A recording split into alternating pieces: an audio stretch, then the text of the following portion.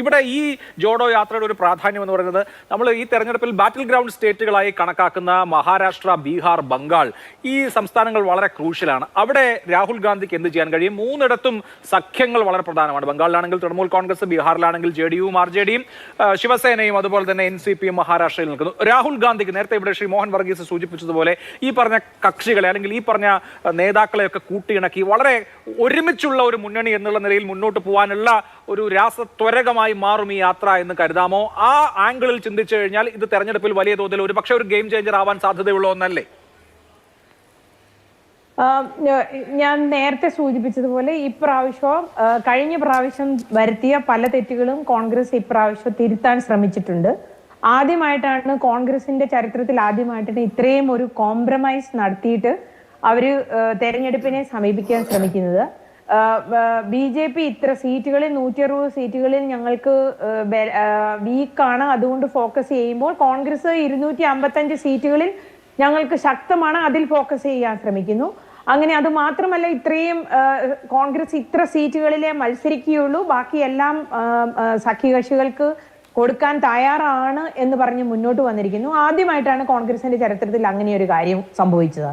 പിന്നെ കഴിഞ്ഞ പ്രാവശ്യം ഭാരത് ജോഡോ യാത്രയിൽ സഖ്യകക്ഷികളുമായി ആലോചിക്കാതെ ഒരു അവസാനത്തെ കൾമിനേഷന് മാത്രം അവരെ വിളിക്കുകയും അതിൽ പല കൂടുതലധികം ആൾക്കാരും പാർട്ടികളും പങ്കെടുക്കാതിരിക്കുകയും ചെയ്തു. പക്ഷെ ഇപ്രാവശ്യം അങ്ങനെയല്ല, കുറെ എഫേർട്ട് നടന്നിട്ടുണ്ട്. പക്ഷേ ഇതുവരെയുള്ള സഖ്യകക്ഷികളുടെ റിയാക്ഷൻ അഭിഷേക് ബാനർജി ഇത് കോൺഗ്രസ് വെറും നക്ഷത്രങ്ങളെ ഉന്നം വെച്ചുകൊണ്ടാണ്, ഇത് നടക്കില്ല, ഇതിനേക്കാളും ഞങ്ങൾക്ക് കോൺഗ്രസിനേക്കാളും വോട്ടുണ്ട് അങ്ങനെയൊക്കെ പറഞ്ഞു. മറ്റൊരു കക്ഷിയായ ലെഫ്റ്റ് ബംഗാളിൽ ഇതിൽ യാത്രയിൽ പങ്കാളിയാകണമെന്ന് പാർട്ടിസിപ്പേറ്റ് ചെയ്യണമെന്ന് തീരുമാനിച്ചിട്ടില്ല. അങ്ങനെ ചില ഹിക്കപ്സുകൾ ഉണ്ട് ഇപ്പോഴും. പക്ഷേ എങ്കിൽ തന്നെയും കോൺഗ്രസ് അതിനകത്ത് എഫർട്ട് നടത്തി എന്നുള്ളത് ഒരു വലിയ ഒരു കാര്യമാണ്. പിന്നെ ഇപ്പോൾ ഇതിനകത്ത് വേറൊരു കാര്യം ഇതിനകത്ത് വ്യക്തമല്ലാത്തത്, രാഹുൽ ഗാന്ധിയാണ്. ഞാൻ നേരത്തെ പറഞ്ഞ രാഹുൽ ഗാന്ധിയാണ് ഏറ്റവും വലിയ ക്രൗഡ് പുള്ളർ എന്ന് പക്ഷെ രാഹുൽ ഗാന്ധിയുടെ റോൾ എന്താണ്? ഇന്ത്യ ബ്ലോക്കിൽ രാഹുൽ ഗാന്ധിക്ക് എന്ത് റോളാണ്? ഇപ്പം ഖർഗെയെ ചെയർമാനായിട്ടും നിതീഷ് കുമാറിനെ കൺവീനറായിട്ടും തീരുമാനിച്ചു. കോൺഗ്രസ് പാർട്ടിയുടെ പ്രസിഡന്റ് അല്ല രാഹുൽ. അപ്പോൾ അങ്ങനെയുള്ളപ്പോൾ രാഹുൽ ഗാന്ധി എന്ത് റോളാണ് എടുക്കുക എന്നുള്ളതിന്റെ കൺഫ്യൂഷൻ ഇപ്പോഴും ഉണ്ട്. അതേസമയം ഇന്ത്യ ബ്ലോക്കിന്റെ ദേശീയ തലത്തിൽ നരേന്ദ്രമോദിക്കെതിരായിട്ടുള്ള ഒരു ദേശീയ തലത്തിലുള്ള ഒരു കൗണ്ടർ എന്ന് പറയുന്നതും രാഹുൽ ഗാന്ധിയാണ്. അപ്പോൾ രാഹുൽ ഗാന്ധിയുടെ റോളില്ല.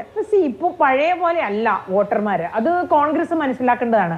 ക്ലാരിറ്റി പല കാര്യങ്ങളിലും ഇല്ലാതെ അംബിഗൂസ് ആയിട്ട് നിൽക്കുന്ന സാഹചര്യത്തിൽ വോട്ടർമാരെ തന്നെ കൺഫ്യൂസ്ഡ് ആവും. ഇപ്പോൾ മധ്യപ്രദേശിൽ ഞാൻ തെരഞ്ഞെടുപ്പ് തുടങ്ങിയപ്പോൾ തന്നെ തെരഞ്ഞെടുപ്പ് അനൗൺസ് ചെയ്തതിന്റെ പിറ്റേ ആഴ്ച യാത്ര ചെയ്തതാണ്. അവിടെ ഗ്രൗണ്ട് ലെവലിൽ ഒരു മാറ്റത്തിനായിട്ടുള്ള വലിയൊരു ഡിസയർ ഉണ്ടായിരുന്നു. അത് എങ്ങനെ കുറെ വർഷങ്ങൾ ഓൾമോസ്റ്റ് 2 ദശാബ്ദത്തോളം BJP ഭരിച്ചു. അതുകൊണ്ട് ഒരു മാറ്റം വേണമെന്ന് അവിടുത്തെ വോട്ടർമാർക്ക് അതും കട്ടിങ് അക്രോസ് ക്ലാസ് ലൈനിൽ ഉണ്ടായിരുന്നു.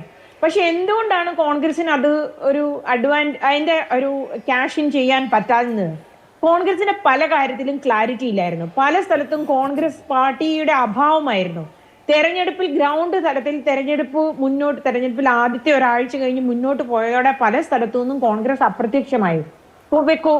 സംസ്ഥാനത്തിലെ ചില നേതാക്കന്മാർക്ക് മാത്രം അല്ലെങ്കിൽ ഒരു നേതാവിന്റെ കയ്യിലേക്ക് മാത്രമായി തെരഞ്ഞെടുപ്പിന്റെ മുഴുവൻ കാര്യങ്ങളും ഏൽപ്പിച്ചു കൊടുത്തു.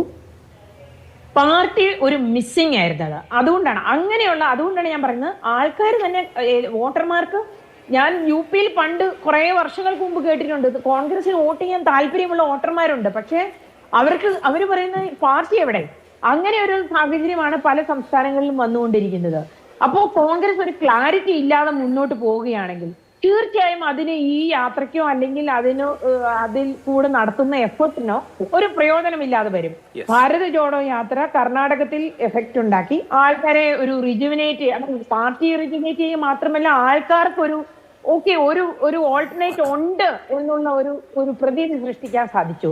പക്ഷെ ഇപ്പോ അമോഷ് പറഞ്ഞത് ശരിയാണ്, ഏറ്റവും ക്രൂഷ്യൽ ആയിട്ടുള്ള 3 സ്റ്റേറ്റുകളാണ് ബംഗാൾ, മഹാരാഷ്ട്ര ആൻഡ് ബീഹാർ. BJP ഇത്രയേറെ BJP എല്ലാവരും ജയിക്കുമെന്ന് പറയുമ്പോൾ പോലും ഞാൻ BJP നേതാക്കന്മാരെ എപ്പോഴും സംസാരിക്കുന്ന ആളാണ്. BJP ഈ ഒരു സംസ്ഥാനത്തിനെ നിസ്സാരമായി എടുക്കുന്നില്ല. ബീഹാറിൽ BJPക്ക് ഈ ഇന്ത്യ ബ്ലോക്കിലെ എല്ലാ പാർട്ട്നേഴ്സും കൂടി ഒരുമിച്ച് നിന്നാൽ അത് ഞങ്ങൾക്ക് എന്തുമാത്രം അപകടകരമായിരിക്കുമെന്ന് എല്ലാ നേതാക്കന്മാരും സംസാരത്തിൽ എന്നോട് സൂചിപ്പിച്ചിട്ടുണ്ട്.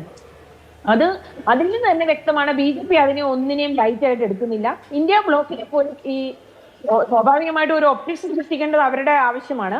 അതിനപ്പുറം പാർട്ടി അധികൃതർ നമുക്കറിയാം, മീറ്റിങ്ങുകൾ, മാരത്തൺ മീറ്റിംഗ്സുകളാണ് BJP നടക്കുന്നത്. തെരഞ്ഞെടുപ്പിന് വേണ്ടിയുള്ള അവരുടെ പ്രിപ്പറേഷൻ മറ്റേത് പാർട്ടികളെക്കാളും മുന്നിലാണ്. അങ്ങനെയുള്ള സാഹചര്യത്തിൽ കോൺഗ്രസ് ഒരു ക്ലാരിറ്റിയും ഇല്ലാതെ ആരാണ് നേതാവെന്ന് പറയാതെ, രാഹുൽ ഗാന്ധിയുടെ റോൾ എന്താണെന്ന് പറയാതെ മുന്നോട്ട് പോകുമ്പോൾ ഇത്തരം എഫർട്ട് എടുത്ത് ഇതൊരു നല്ല പോസിറ്റീവ് അപ്രോച്ചാണ്, പോസിറ്റീവ് സ്റ്റെപ്പാണ്. പക്ഷെ അതിന് പ്രയോജനം ഇല്ലാതെ വരും. അതുകൊണ്ട് കോൺഗ്രസ് പാർട്ടി ശരിയാണ്, നമ്മൾ ഉപദേശിക്കേണ്ട ആവശ്യമൊന്നുമില്ല. കോൺഗ്രസിന് അനുഭവ സമ്പത്തുള്ള ഒത്തിരിയേറെ നേതാക്കന്മാരുണ്ട്. ഒരു വലിയ ഒരു പറയില്ല, ഒരു മജോറിറ്റിന്ന് ഒരു വിഭാഗം തന്നെ കോൺഗ്രസ് കൂടുതൽ ആക്റ്റീവ് ആകാനും കോൺഗ്രസ് കൂടുതൽ വ്യക്തതയോടെ അല്ലെങ്കിൽ കൂടുതൽ ഒരു എന്താ പറയുന്ന ഒരു മോട്ടിവേഷനോടെ മുന്നോട്ട് വരണം എന്ന് ആഗ്രഹിക്കുന്നവരുണ്ട്. അങ്ങനെയുള്ളവരെ നിരാശപ്പെടുത്താതെ കോൺഗ്രസ് പാർട്ടി മുന്നോട്ട് പോകുമെന്ന് നമുക്ക് ജസ്റ്റ് പറഞ്ഞു ചെയ്യാം. അത് ഡെമോക്രസിക്ക് എന്താണെങ്കിലും ഒരു ഭരണപക്ഷിയും ഒരു ശക്തമായ പ്രതിപക്ഷവും ആവശ്യമാണ്. നമ്മൾ കഴിഞ്ഞ 5 വർഷം പാർലമെന്റിൽ കണ്ടതാണ് പ്രതിപക്ഷത്തിന്റെ അഭാവം. ഒരു ശക്തമല്ലാത്ത പ്രതിപക്ഷത്തിന്റെ അഭാവം കൊണ്ട് നമുക്കുണ്ടായ, ഈ രാജ്യത്തിന്റെ ഡെമോക്രസിക്കുണ്ടായ അപകടവും നമുക്കാകെ നമ്മളുടെ ഞാൻ പറഞ്ഞല്ലോ, ഏറ്റവും കൂടുതൽ നമ്മളെ എല്ലാം അടുത്ത വരുന്ന വർഷങ്ങളിൽ മുഴുവൻ നമ്മുടെ ജീവിതത്തെ ടച്ച് ചെയ്യുന്ന നിയമങ്ങളാണ് ക്രിമിനൽ കോഡ്. ആ ക്രിമിനൽ കോഡ് മാറ്റിയതിൽ പോലും പ്രതിപക്ഷത്തിനെ ഭാഗവാക്കാക്കാതെ നിയമം പാസാക്കി എടുത്ത ഒരു പാർലമെന്റാണ് നമ്മൾ കണ്ടത്. അങ്ങനെയുള്ള സാഹചര്യം ഇല്ലാതിരിക്കാൻ കോൺഗ്രസിന്റെ ഉത്തരവാദിത്വമുണ്ട്, അങ്ങനെയുള്ള സാഹചര്യം സൃഷ്ടിക്കാതിരിക്കാനായിട്ട്. തീർച്ചയായും.